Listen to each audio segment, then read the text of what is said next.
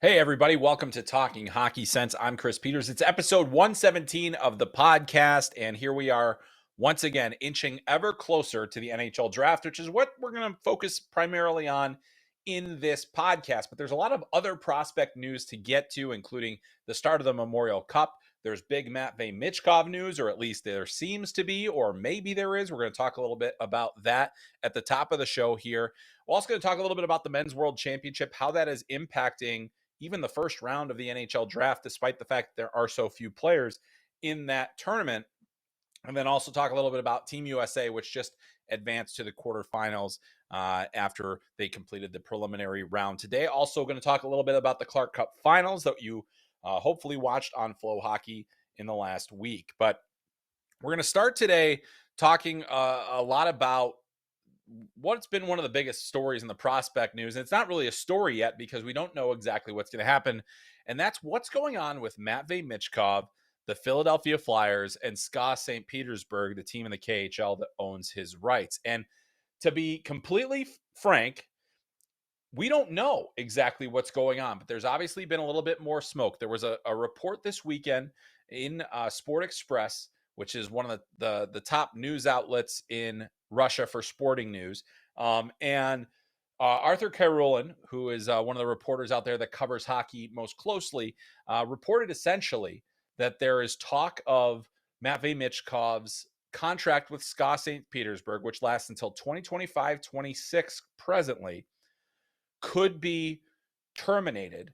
And in that result, in the end, would allow Michkov to get out of the contract before it's over, and then would be able to join the Flyers essentially as a free agent because he would not have any contractual obligations. Well, let's talk about a lot of the different things that we know so far. And so we at least have that one report. What we know is that Michkov currently is under contract with SKA St. Petersburg until 2025-26. That's still two more seasons after the one that we're just about to complete here. That's a long time to wait for a top prospect. It was a risk that the Flyers were willing to take as a rebuilding team, knowing that he was such an integral piece of the team. The other thing we know about Matvei Michkov is that for the last two seasons, he's actually been loaned out by SKA to Sochi. And why did they do that? Well, because they couldn't get him the ice time with St. Petersburg. So they sent him to Sochi. He has one of the best seasons ever by a player under 20 in the KHL. Only Kirill Kaprizov had more points than Michkov did this past season. And as a U20, I should say. And that is really intriguing. Obviously, he's ready for more. But the question is will St. Petersburg give him the opportunity to play more? And if they aren't, where does that leave Michkov? And where does that leave SKA St. Petersburg? They're only going to be potentially able to get two seasons out of what has largely been considered the best Russian prospect since Alex Ovechkin. So it's a very complicated situation. Here's the other thing that is in play that we should talk about and discuss. There is no transfer agreement between the NHL and the KHL. That's why if there is going to be some movement between the two sides, there has to be no valid contract on one of the sides. So you may recall a few years ago, Ivan Fedotov was signed to a contract by the Philadelphia Flyers. He was not under contract at that point by CSKA Moscow, and that basically allowed, he figured he was going to go to North America. Well, you probably also know that he was detained by Russian authorities, told that he was skipping out on his military obligations, was sent to military service for a year, then went back, signed a new contract with CSKA Moscow, and then he ends up playing a season. The IIHF steps in. They say, hey, wait a second. He has a valid NHL contract that was signed. And they're basically saying, no, it isn't. The Russian team was saying, no, it's not. But it was. And even though the IIHF has expelled Russia from international competition, they're still the international governing body of the sport. They control things like transfers and things like that. Well, they've issued a 3-year transfer ban for CSKA Moscow for violating that. They've also told Ivan Fedotov he is not able to play in any international competitions, which includes the Olympics. And as of right now, Russia is not involved in IIHF events, but we don't know whether or not Russia will be included under that, Russian Olympic athletes banner at the Winter Olympics in a couple of years when NHL players are going to be allowed to play. And if they are, That obviously opens the door for a player like Fedotov. Well, not if he's banned. And so that is apparently still happening. So there's that contentiousness that exists in the current status that we have right now between the NHL and the KHL. It's very complicated. But basically, until Michkov's contract is officially terminated, and really not terminated, but bought out. And the details of how that happens in Russia, of how a player is able to buy out his own contract, is very murky. It's a very expensive proposition. There are rules as to who can pay the buyout. I believe it has to come from the player. Like the Flyers can't pay the buyout for him. So that's another situation that complicates and why this is not going to be a quick process. What I will say, though, is that there is enough smoke here to say that it is at least possible that Michkov's contract situation will be resolved. He will maybe have it terminated, or if it's not resolved this offseason, maybe the following season, so he doesn't have to wait that extra year. The question that I think a lot of people have is, why would SKA St. Petersburg let go of this tremendous prospect, especially one that just had a tremendous season? And that's really where things are unclear. You kind of have to read through the lines, and there's not really any official statements. You're kind of reading it through the media, and you're reading it through Russian media. So you're reading it through translators, and, there's all sorts of complicating factors. But what ultimately could happen is, if that contract goes away, Matvei Michkov signs with the Philadelphia Flyers, he's able to play for them as soon as next season. That really enhances the timeline of a team's rebuild. He should be relatively ready to get into the NHL at his age. Maybe he'll need some time in the AHL, but that's pretty doubtful. And he probably wouldn't be coming over here if he thought that he was going to have to spend some time in the AHL, even though I think that is a very valuable step for a lot of players, especially players coming over from overseas. And I think more Russian players should take teams up on that opportunity to use that stepping stone for a smoother transition to the NHL. But either way, a prospect of Michkov's caliber is typically going to get the opportunity to make the team. And I think that if he's going to sign with the Flyers, the expectation is he'll be on the NHL roster next year.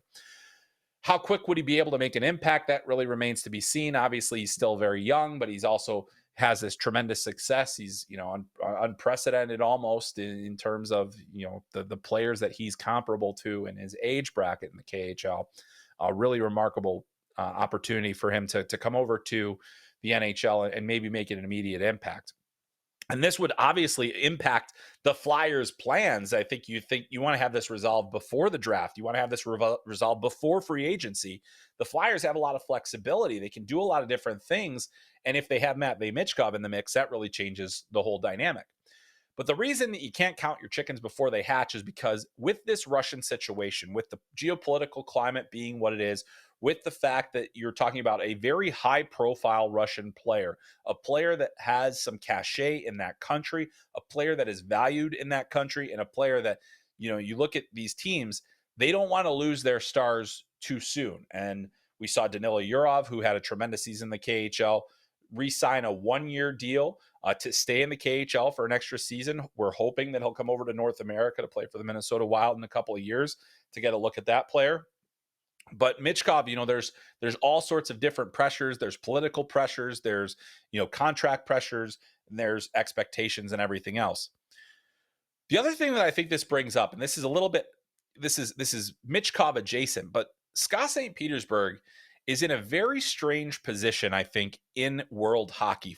For one, it's one of the richest clubs in all of international hockey. It's one of the best and most successful clubs in Russia year over year. However, in recent years, a lot of the young players that team has essentially brought into their system, they have often not gotten opportunities with the senior team. Now, their head coach is Roman Rotenberg, who is not necessarily a lifelong trained coach. He was a political operative more specifically. And so we've seen this. Yaroslav Askarov, who's now in the AHL playing very well for the Milwaukee Admirals, he didn't get much playing time, and that really impacted his development. We're seeing the same thing happen with Ivan Demidov for this year's draft, where he's not being allowed to play for the senior team. There's not a spot for him, so they had him in the U20 ranks, a league that he had far outgrown and really overperformed in once again this season. So if you are a young player in Russia and you do have aspirations for the NHL, it seems like St. Petersburg is a very tricky place to play if you're going to be an impactful player at the NHL level, because the development situation that they're getting there is not similar to like the ones that we see in Sweden, where you've got a younger player and you can send him down to the U20 team when he's not getting playing time, but when he's up with the senior team, you're trying to give him regular shifts. We see that happen in other places. And so now you're saying that this is all part of the Russian factor, is when you have a team like SKA that doesn't necessarily give young players the opportunity at the senior level, it makes it really difficult to kind of see where they're at. Now, the good thing is for Michkov is he was loaned out to another KHL team, so he still got to play professional hockey. He played in a significant role on a lesser team than SKA had. But if you get a guy that's as talented as he is in that system, you just wonder, why are they not playing him? Why are they not maximizing their investment on a player with that level of talent? And that, to me, kind of comes into what is the ultimate goal of that franchise. Obviously, they're trying to develop champions for the KHL. They're not trying to develop players for the NHL. So it is something I think NHL teams have to keep in the back of their mind when they're looking at players from that particular organization. And now we'll see where this all plays out. But my belief is that, Matvei Michkov, if he's not over this year, I don't think he's going to see the end of his contract in the KHL. I think there's just too much smoke right now. I do think we'll see some movement here probably in the next couple of weeks. We'll have some clarity on where he's going to be, but it is a delicate situation. It is a complicated situation, and it is even a political situation, because there is a lot of different things in terms of optics and everything else that need to be sorted out. So there is a lot to figure out about this Matvei Michkov situation. All I know is if you are an NHL fan, if you are a Philadelphia Flyers fan, you really want to see this guy as soon as possible. He is a hockey genius. He does tremendous things with the puck, was awesome this season in the KHL, does so many great things. I have so much time for this player. I think he's going to be a special player over the course of time. I'm really excited to see where he goes next in his career. I hope it's sooner than later in North America, simply because I want to see him in the best opportunity available to him. And right now, that looks like it could be the NHL. So we will see where that all plays out. But Matvei Michkov, is he coming? Is he not coming? Hopefully we find out soon. All right. So moving along, the Men's World Championship is ongoing. As we record this, it's the last day of the preliminary round. So the seeding is essentially getting sorted out here. There are a few games that are ongoing as we're recording, which won't allow us to see, excuse me, the full field. But Team USA has moved into second place in their group. Canada is currently in first place in their group. And so they will not meet, at least until the soonest they could potentially meet is in the semifinals. So we'll see if we get that North American showdown there. But USA is not going to have an easy matchup, regardless of how things shake out. Could be Switzerland, could be Finland, could be Czechia, I believe, as well, as a potential opponent. If it is Czechia, USA would travel to Prague to continue the rest of their tournament there. And then they would play the host team, which would be a very challenging quarterfinal, especially now that that Nechas and Pasternak have both joined the Czech team. As far as how Team USA is doing in the tournament, Matt Boldy is leading Team USA in scoring after the preliminary round, averaging 2 points per game with 14 points over 7 games. He has 6 goals and 8 assists. The captain, Brady Tkachuk, has been on an absolute tear. He has goals in 5 of the 7 games, team leading 7 goals, 6 assists, and he has 13 points right behind Boldy there. Johnny Gaudreau tied with Boldy for the team lead in assists with 8. He has 11 points. He has become the all-time leading scorer for Team USA at the World Men's Championship. Shane Pinto is 4th on the team in scoring with 9 points, and Cole Caulfield, after a 4-point game against Latvia, a game where he finally put it all together, he has 8 points. And meanwhile, Zach Werenski, Seth Jones, Jake Sanderson, Luke Hughes, all getting significant ice time for this team. Alex Vlasic as well. So Team USA has really good defense. They've gotten good goaltending, and they just got Charlie Lindgren, who arrived recently after they lost Alex Lyon to injury. And we've also seen Trey Augustine play some games. We've seen Alex Nedeljkovic play some games. So Team USA doing well. But as we talk about the World Championship, I want to talk about the NHL draft too, because we talked about it last week, but I wanted to actually take one last look at the 2 Norwegian players that have really taken that world championship by storm. So Norway is not advancing to the quarterfinal. They didn't necessarily do enough there. But the real story of that team and the real story of this tournament in general is young defenseman Stian Solberg. And I think he is a tremendous talent. And I think we got to see in this world championship that he's a real threat and possibly now likely to go in the first round of the NHL draft. I got to give Mark Edwards and hockeyprospect.com credit. They said a long time ago that Solberg was a first round candidate. And at the World Juniors, it didn't look like it. And yet, you take it with a grain of salt. He's playing on a team that doesn't have the puck a lot, but he didn't really impact the games that much in the World Juniors. But if you look at his performance through 7 games in this tournament, he had the 5th most ice time of any defenseman in this tournament. That's anybody. So 22:44 to lead all Norwegian defensemen in ice time. That's the average minutes per game that he played. He is behind Roman Josi, Zach Werenski, Johan Orvitu, and Victor Hedman.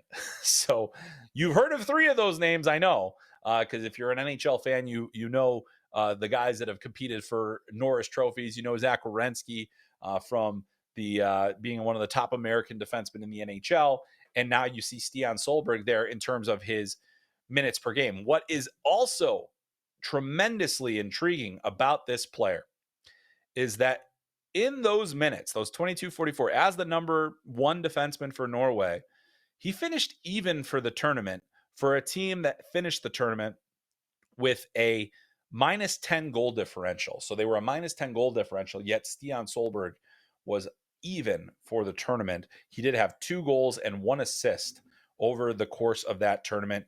8 penalty minutes, 13 shots on goal. So why, it's late in the game. Why would he be a first round prospect? It's pretty simple. He played like a pro the entire time. Now, he's played professionally in Norway, but it's almost unheard of a player getting drafted out of that league, the Norwegian Pro League, to the NHL. So there's not a lot of precedent for it, especially not for a first round draft prospect. But when you see what he's done this year, you see the size, you see the strength, you see the poise, the skating ability. He had, does he have the offensive capability? Does he have the know-how? I think in this World Championship, he showed that there are tools. There are enough tools there. He's physical. He was planting professional players. We're talking about grown men, and he is taking them off their skates with good, clean body checks. We saw him do that at the World Juniors as well, but now to see him do it against professionals, this just goes to show you every opportunity a player has in their draft season to perform is a valuable one.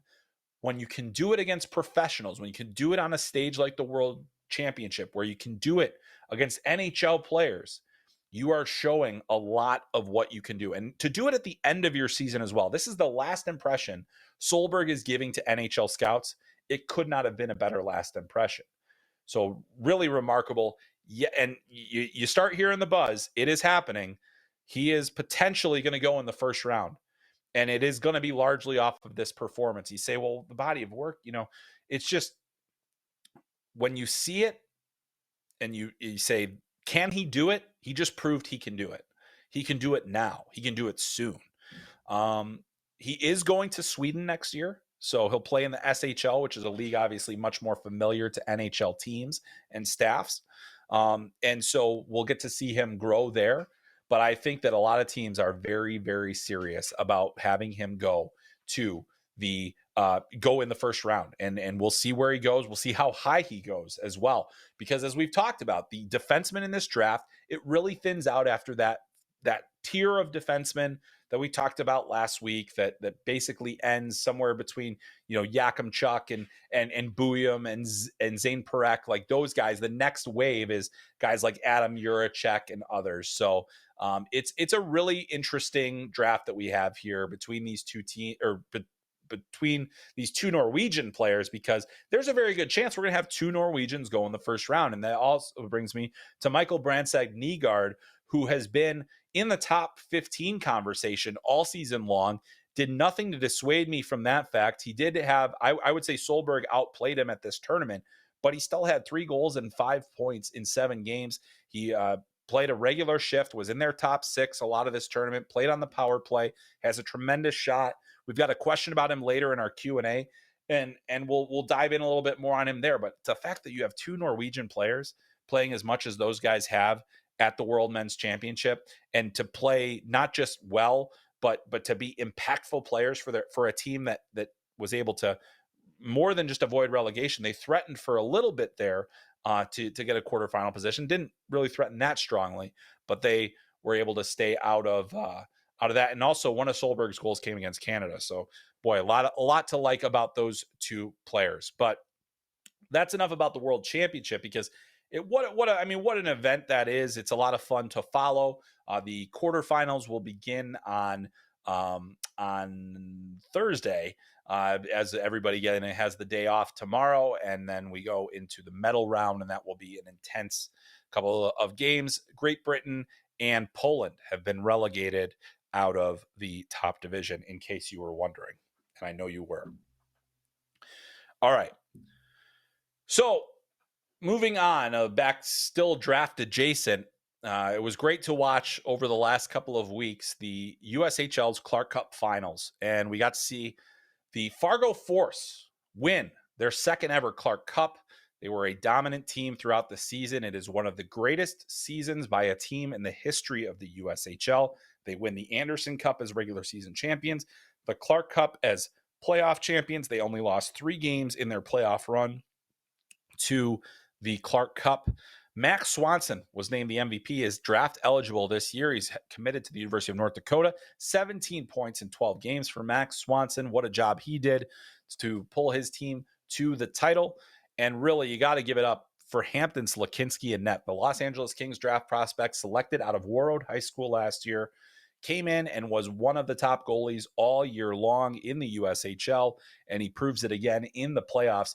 Went 9-3 with a .931 save percentage, and he is committed to Northern Michigan University. So we will certainly be keeping an eye on Hampton Slakinski. He's also a good option and a likely option for Team USA at the World Junior Championship to probably play behind Trey Augustine, who we all assume will be the starter, as he does have his share of medals to boast. So we will keep an eye on that. But Hampton Slakinski, and a huge congrats to Brett Skinner, Kerry Eads, the entire Fargo Force organization, really one of the class organizations in the USHL, and they have certainly proven it now with the hardware this season. And obviously a huge congrats on a very successful season to the United States Hockey League. A great partner for us at Flo. Super excited to continue to follow that league and all the great draft prospects. We got a lot of draft stuff coming out yet that is USHL related, including scouting reports on guys like Sasha Boisvert, Trevor Connolly, Michael Hage, the NTDP players. We've got a lot of things coming out in the next couple of weeks. So make sure you stay tuned to Flo Hockey, because we will have a lot on those items. All right, so the Clark Cup is over. That's now we are going to the end of the junior hockey season as we know it. It is the final week, and it is time for the Memorial Cup. It won't be on Flow Hockey. It will be on NHL Network in the U.S., TSN in Canada, but it is a big-time draft event. It's a big-time prospect event, and it will be a star-studded affair, as it so often is. The Memorial Cup, for the first time ever in the United States, being contested in Saginaw, Michigan. That starts on Friday night with host Saginaw taking on WHL champion Moose Jaw. And the Moose Jaw Warriors are making their first ever trip to the Memorial Cup, and they have an absolute wagon of a team. The WHL has been struggling to get back on top at the Memorial Cup, and certainly want to see what happens with this Moose Jaw team. They've got some real interesting NHL talent on that roster, guys that will be future pros: Braden Yeager, Jagger Furcus, Matt Savoy, Denton Matejchuk. I mean, they are star-studded, and they will be a tough team to beat, but Saginaw has their share of stars as well. On Saturday, we'll see OHL champion London Knights, and boy, have they been an absolute, talk about a wagon. Holy smokes, have the Knights looked good. They rolled right through the OHL final against Oshawa. They will take on Drummondville. That is a QMJHL champion, so the Quebec Maritimes Junior Hockey League champion, Drummondville Voltigeurs, and they are going to be a formidable team as well. As far as the NHL draft is concerned, the guys that will be most closely watched are going to be the two defensemen that could go within the top 10. Sam Dickinson of the London Knights, Zane Parekh of the Saginaw Spirit. Parekh was injured at the end of the postseason there, so he missed some key games down the stretch. He'll be back, though, and ready to go, and he's a guy that really will be an interesting player to watch. He is 96 points in the regular season. Then you had Dickinson, who had over 70 points in the regular season and was absolutely outstanding in the OHL finals. So that will be a fascinating matchup when we get to see those two guys go on the ice head to head. But then also Sam O'Reilly is another player from London that is getting a lot of draft love, could go late first, early second now, the way things have been kind of trending for him, and certainly a good playoff. We've seen how that can impact a player's draft stock, as we saw with Easton Cowan last year. The other thing this Memorial Cup will have, and he's a big reason the Memorial Cup is in Saginaw, and that's Michael Misa, who was the exceptional player, exceptional status player last year as a rookie, had a tremendous rookie season. This year, it was, as far as it's unfair because we're comparing it to other exceptional players, exceptional status players. His season was a little bit on the lukewarm side in terms of what we would expect from a player in his U17 season, and that's the second season. And his postseason hasn't been as noisy, I think, as people would have liked. But Michael Misa, obviously a big reason that Saginaw got it. The OHL had an opportunity to send the Memorial Cup to the team that had the exceptional status player. They do it here with Misa, and we'll see how he performs on the big stage on home ice. Of note, we talked about the Moose Jaw Warriors guys that were drafted. How about some of the other ones in London? Easton Cowan, and I'll have a piece soon on the draft takes that aged poorly on FloHockey. Easton Cowan last year, that one aged poorly because boy has he been a superstar in the OHL, probably the best player in the CHL this season, dominant throughout the entire year. He'll be leading London at the Memorial Cup. He's also got Denver Barkey, Philadelphia Flyers prospect, Kasper Haltunen from the San Jose Sharks organization, Oliver Blanc from Philadelphia, Max McHugh from Columbus, and many other drafted prospects. Drummondville has their share. They've got a first rounder in Maverick Lamoureux from the Utah organization, Vezvolod Komarov from Buffalo, Ethan Gauthier from Tampa Bay are among the star players for that team. And then in Saginaw, you've got Owen Beck, Montreal Canadiens prospect, Hunter Height from the Minnesota Wild organization, Rodwin Dionisio from Anaheim, Matthias Sapovalev from the Vegas Golden Knights organization. I mean, there are plenty of players to watch. It all starts Friday, and that'll be on NHL Network in the United States. So we will be keeping an eye on that, as all draft watchers should. Okay, well, now we turn it over to our listeners because you guys always make the show better with your questions. And we are going with an all NHL draft question and answer. And that is where we go right now as we start things off with at WJC Rankings. Based off his draft year, best HADY playoff production ever, better points per game at the men's worlds than Leo Carlson and Adam Fantilli, second best World Junior Championship draft year production behind Celebrini, best forechecker in the draft, 6'1", 205 pounds. Is Brandstedt Nygaard a top 10 pick in your eyes? Well, when you list off those many accolades, it certainly is impressive. And I'm going to answer your question right after they take this sip of water so that I can make sure that we get this adequately and without me coughing all over your answer. All right, so to answer your question, I don't think he's a top 10 pick. It's not because of Michael Brandstedt Nygaard. I think it's because of the class that's in front of him. There are just so many options available in this draft, particularly among defensemen. And the fact that he's a winger, not a center, is another thing that I think will ultimately impact his draft stock. Could he be a center? I mean, I guess, you wonder if that's a player that you could put in that mode. The thing is that he plays a style that I think is very influential in terms of his draft stock because he is such a heavy player. You mentioned he's a good forechecker. He's good defensively. He's physical. He's competitive. I think his compete is among the highest in this draft of any player. But I think that there is some legitimate, overall concern about his offensive upside. Yes, he had a better points per game average than the two guys that you mentioned, but he also played an outsized role on a team that basically needed him to be a productive player, whereas Adam Fantilli, Leo Carlson were young guys on teams that were pretty loaded, and didn't need them as much in that same way. Obviously, his postseason in the Allsvenskan was a hugely, massively important moment for him and for his draft stock. I think it has improved. He did have 10 points in 12 games in the qualification for Mora.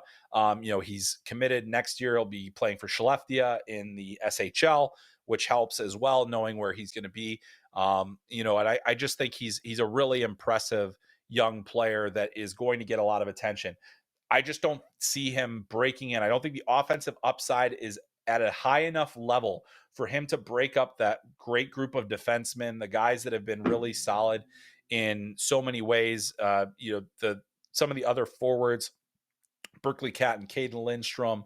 I think that there are going to be people that are going to have Consta Hellenius ahead of him, even though Nygaard definitely played better than Hellenius at the Men's World Championship and in other settings this season. But I do think that the hard part for me right now in vaulting him into that lofty status is that, I think that there's offense there for sure. I think he's got a tremendous shot. I think that it's just that lack of dynamic offensive element. I don't believe that he's a lock to be a top 6 player in the NHL. I don't believe that he's a guy that could ultimately drive a line. And so that's where we see that disconnect. So I think he's still in that top 15 to 20 range. I just don't think top 10 makes enough sense for a player like him at this point. I mean, obviously, if there's really not going to be any on ice information that we can learn. It'll be interesting to hear when I go to the combine, what's the buzz about him. But I know how I personally feel about the player.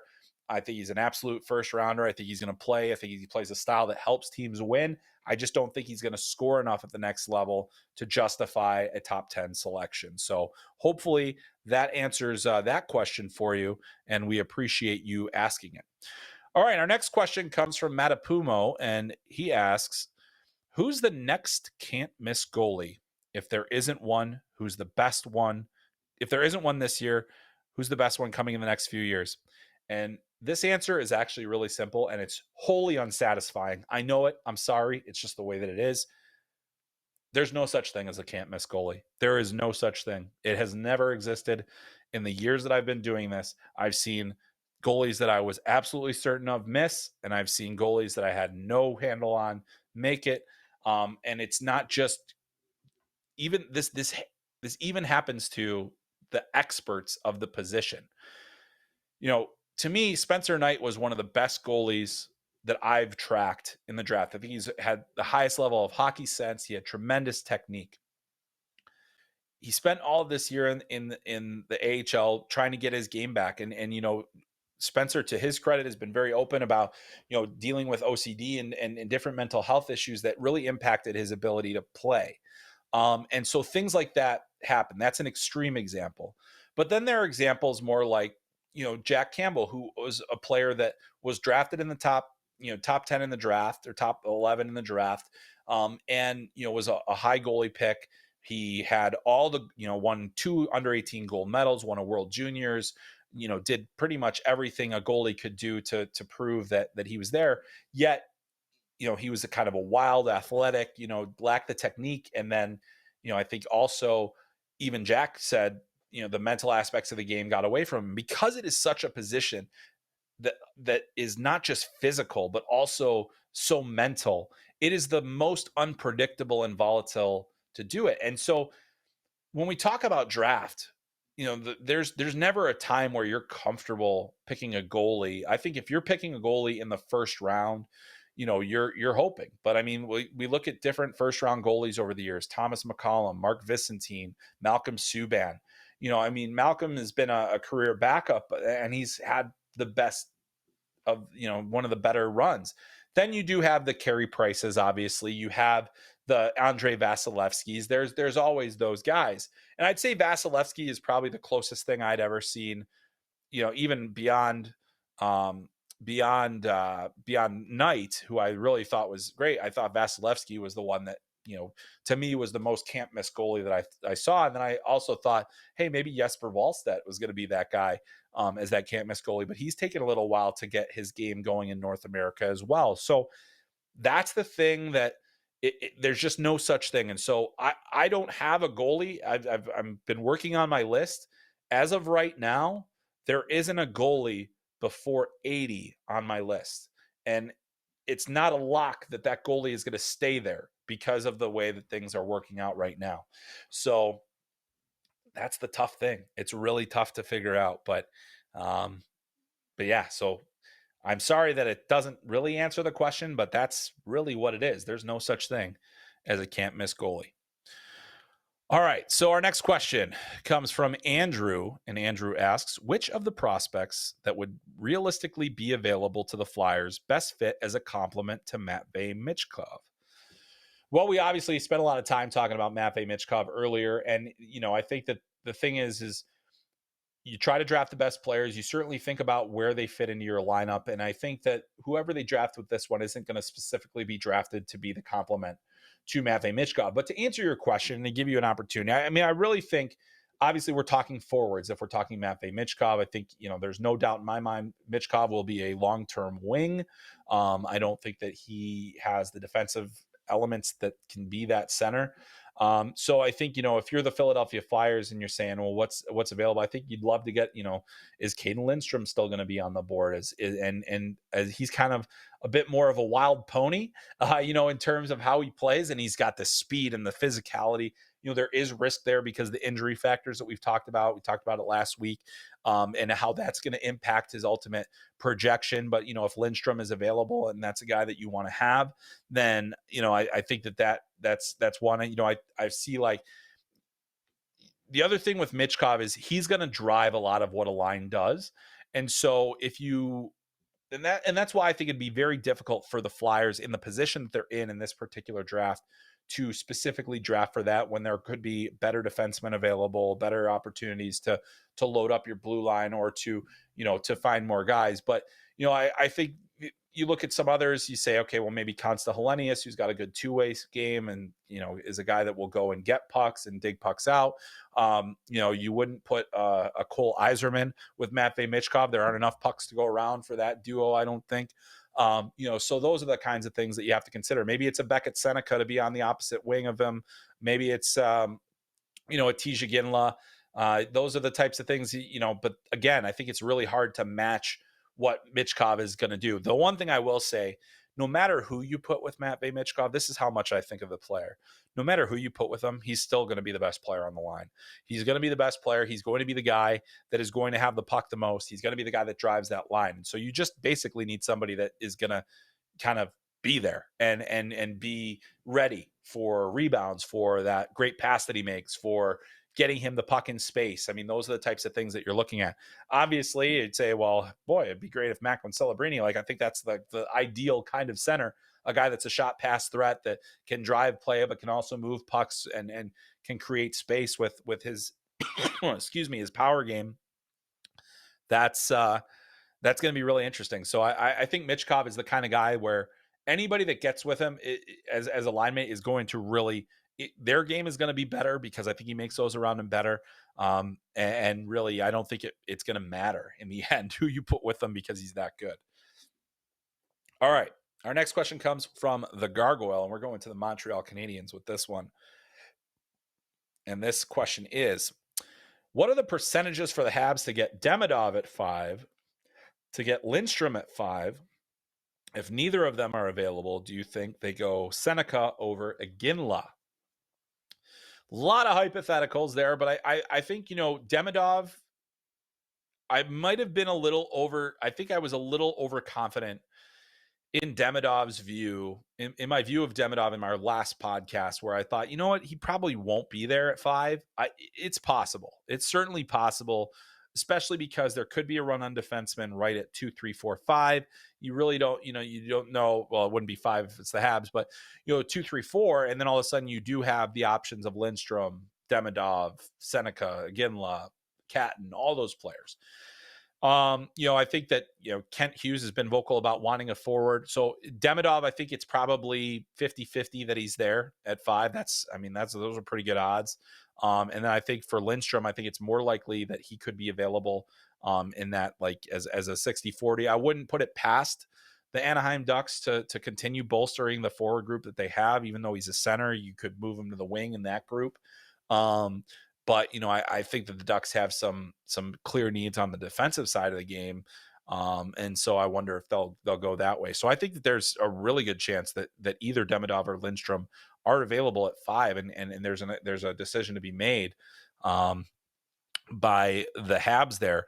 If they're both gone, and I think that's the least likely scenario in this case. I think there's growing smoke about Seneca over Ginla. I think that there's the size factor with Seneca. I think you also look at the way that he played in the postseason, the heaviness of his game that he can bring, the feistiness, the skill with that size that he has. How well he played in the postseason has really impacted his draft stock. It was unfortunate that he was injured and we didn't get to see him play in the OHL championship against London. But I think there's a lot of smoke growing that Seneca has bust into that top tier. We talked about tiers in the draft last week. I had Seneca right on the fringe of that draft, I think, for a lot of teams. And based on what I'm hearing in terms of what's out there, it is not out of the question that he goes 5 to the Habs. They might like him. We're starting to hear that buzz as well. And certainly the Habs have done things that have been a little out of the ordinary at times as well. So very interesting question, and hopefully a satisfying answer, because I do think that one of Lindstrom or Demidov, there's a good chance they're going to be there. All right. Our next one comes from Bob McAdoo.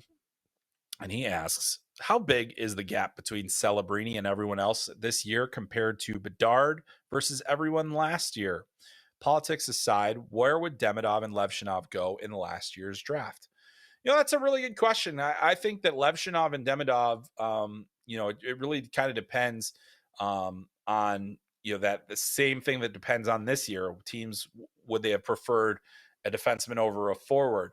Also, we saw Leo Carlsson and Adam Fantilli go 2-3 last year with with Carlsson basically being viewed as a center within the Ducks organization, a long-term center within the Ducks organization. So that's an interesting kind of scenario. I think to answer your first question, though, about the gap between Celebrini and the next tier, I do think that the gap between him, like Bedard was at such a level, but I think Leo Carlsson and Adam Fantilli were guys that were very renowned. I think we're in a similar situation this year. I think it's very similar to the gap between Bedard and then the next group, because I might give the edge to Celebrini just because I think that there are so few players that you can look at in this draft and say that is an absolute built like franchise face of the franchise cornerstone, though the way that we see that with Celebrini. I thought that, with Fantilli, with Carlsson, with Bedard, I thought all of those guys could potentially be that kind of future face of the franchise.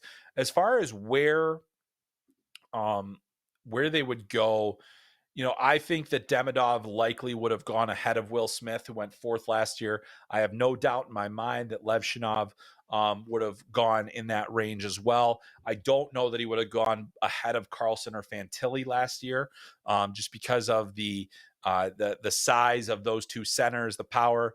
I think that there's a case that you could say Levshinov would have gone ahead of Fantilli. That's how good he was this year at Michigan State. But I think that those guys would have gone no lower than 4th in last year's draft. Although I did have Michkov, considering that he went 7th, that's the other factor, is that, I would have had Michkov going much higher than he did. I would put Demidov behind Michkov in that regard. So I guess I should check myself before I wreck myself. Is it, are people still saying that? Anyway, moving along, because apparently I'm old and saying weird things. Hopefully that helps answer your question there, Bob. The next one comes to us from Cam, and this is one that'll get us into the second round of the draft, probably. And he says, out of the D group likely to go on the second round, could you order them on most likely to be a top 4 defenseman? Morelli, Roberts, Fisher, Hudson, Brunicky, and Gill.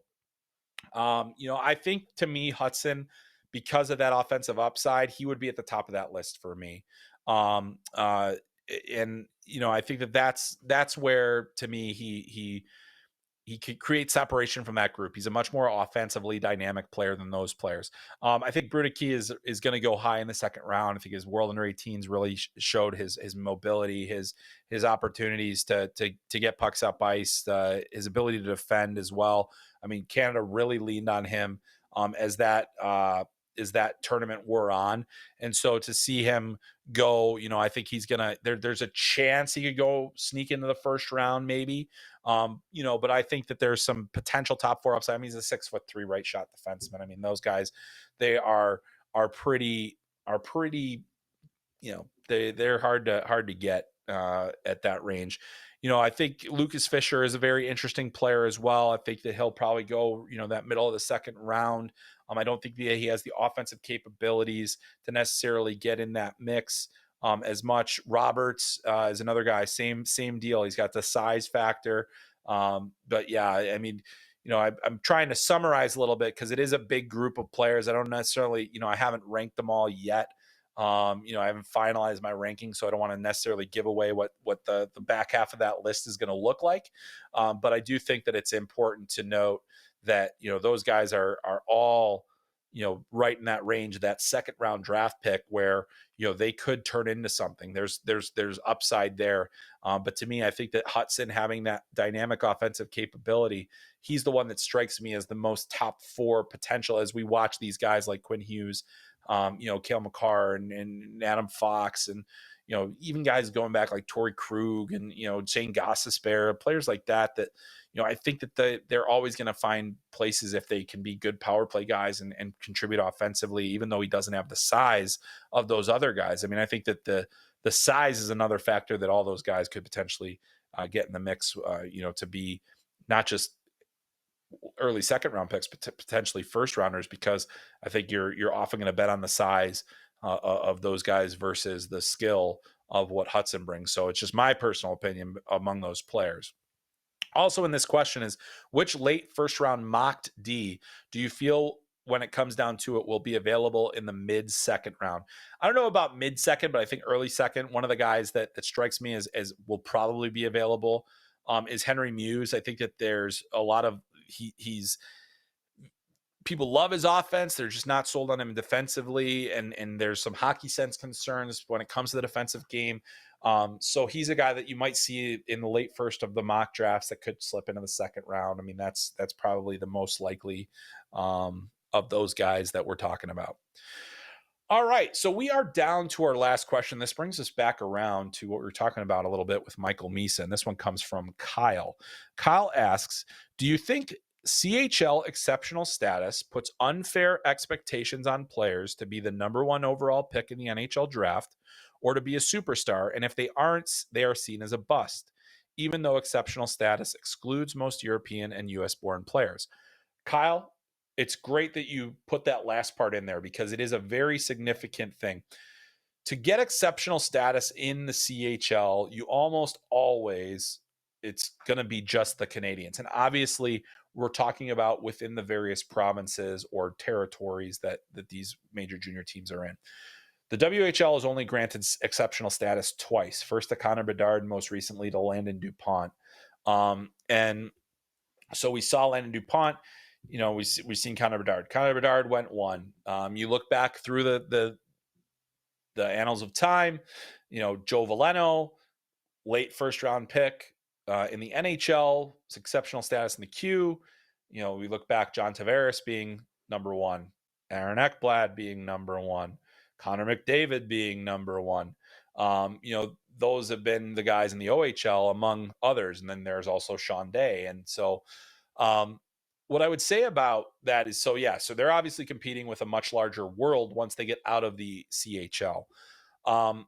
What I would think, though, especially like guys like Michael Misa now, who has got the exceptional status tag, Shane Wright had the exceptional status tag, they didn't go first overall. I don't think they're busts, but the thing is that it does increase the expectations on those players. But I think it's important to remember what exceptional status actually means. It's not, it is about what you will be someday. Unquestionably, it should be. That should be part of the discussion. but it's also about where you are right now. Are you physically developed enough? Have you proven yourself to a certain degree within the level that was available to you that you've outgrown it? Are you mentally prepared for what is coming? Are you mature enough to handle that step? Because junior hockey, major junior hockey at 15 years old is a big ask. You're going up against guys that are going to be 20, 19. You're going up against guys that were top 10 NHL draft picks. You're stepping into a universe that is completely different from what you experienced as a young player. And that is a tough adjustment. We've seen it. There are the freaks of nature like Connor McDavid with the skating ability and the intelligence and all those things. There's the work ethic that Connor Bedard put in from a young age, just freakish kind of energy for the game and for learning and for getting better. He didn't have the physical attributes of some of these other guys. So that was one of the big discussions is can he handle it? Well, he obviously could. And the competitive edge that he has is obviously a big factor as well.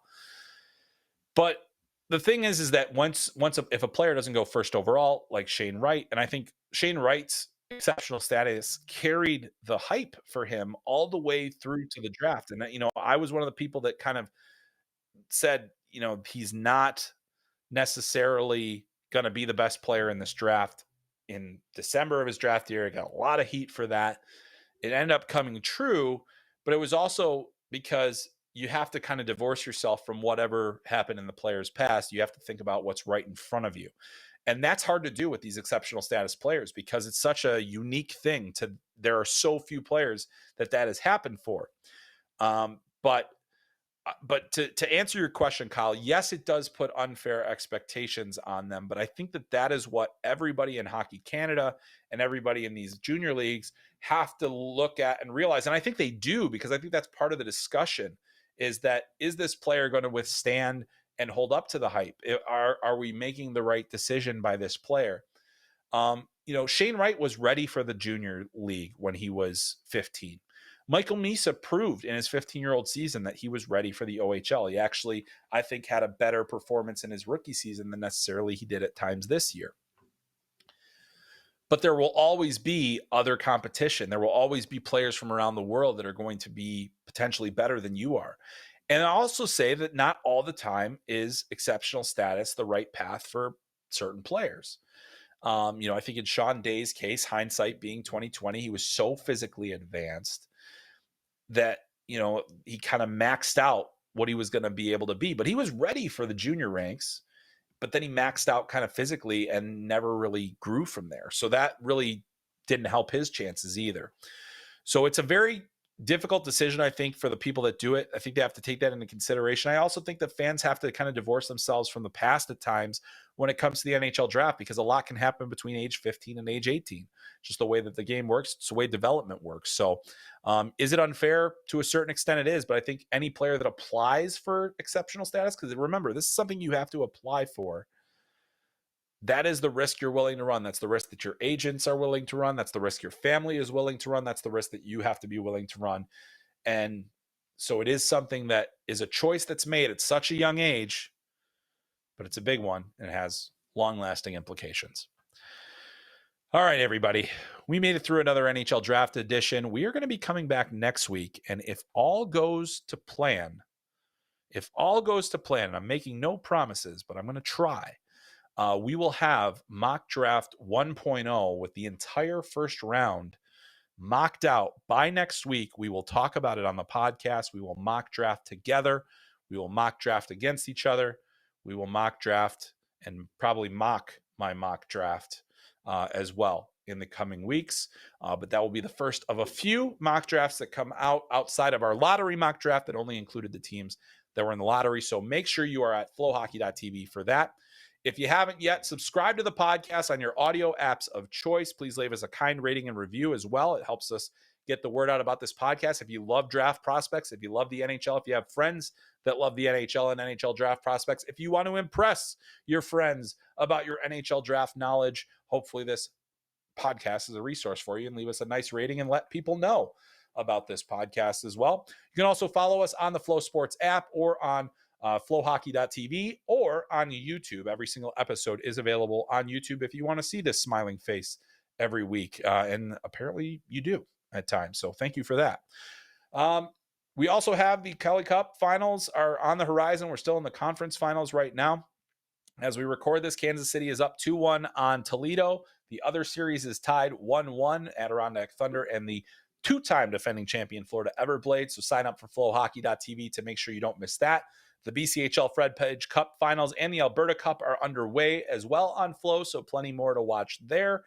And we've got plenty more coming for you next season. So make sure if you're going to subscribe, just get that annual pass. Get that so you have it all next year. You don't even have to think about it when the next season rolls around, and you can watch all the archives of all your favorite teams, your favorite draft prospects, and so much more.